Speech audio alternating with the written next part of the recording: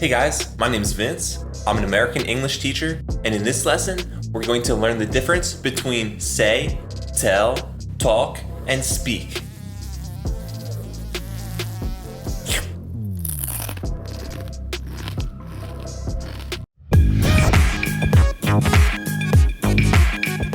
Say, tell, talk, and speak. Let's learn how to use these verbs correctly. Say is commonly used when the focus is on the words or message that is spoken. It can be used in direct speech. Mike said, "The plans have been canceled." "Watch out for sharks," Tom said. It can be used in indirect or reported speech.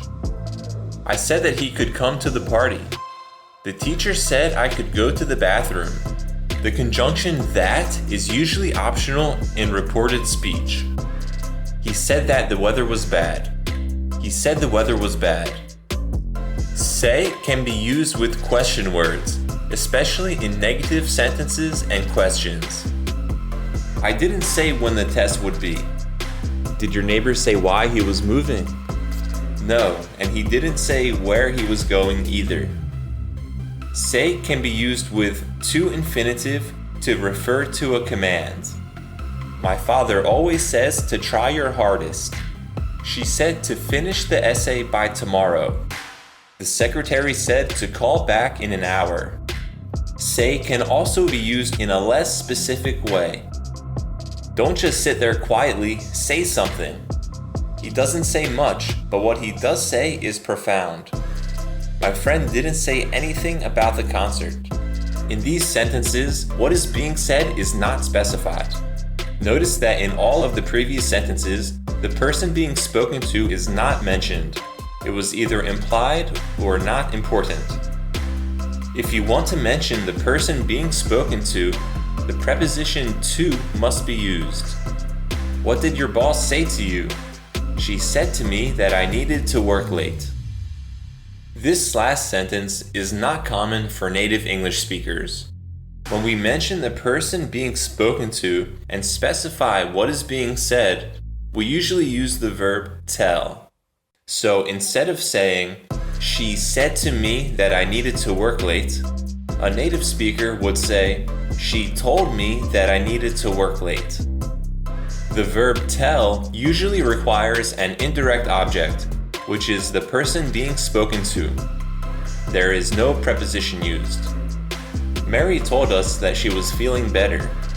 "Didn't I tell you the movie was scary?" A lot of my students confuse say and tell and will say something like, "He said me that his dog ran away." You need the preposition to after said. "He said to me that his dog ran away." But even this is unnatural for a native speaker. We would say, "He told me that his dog ran away." Tell can be used with to infinitive to give or refer to a command. Tell the movers to put the boxes down gently. She told the kids to play nicely. There are a few cases in which tell does not require an indirect object. For example, with the phrases tell a lie, tell the truth, tell a story, tell a joke, tell a secret. My parents taught me to tell the truth. Jake told jokes all night long. Don't tell secrets that you can't keep. Speak and talk can both be used to simply mean to say words. He likes to talk a lot. When she speaks, everyone listens. Talk is more informal and can imply less importance regarding the topic of conversation. Stop talking and do your homework. You talk too much. Speak is more formal and can imply more intelligent or meaningful speech. John spoke at our wedding. I'm going to speak at the conference. Talk can also imply a dialogue, whereas speak implies one-way communication. They were talking throughout the entire movie. "It's your turn to speak," said the teacher. A preposition is used when there is an indirect object indicating the other people in the dialogue.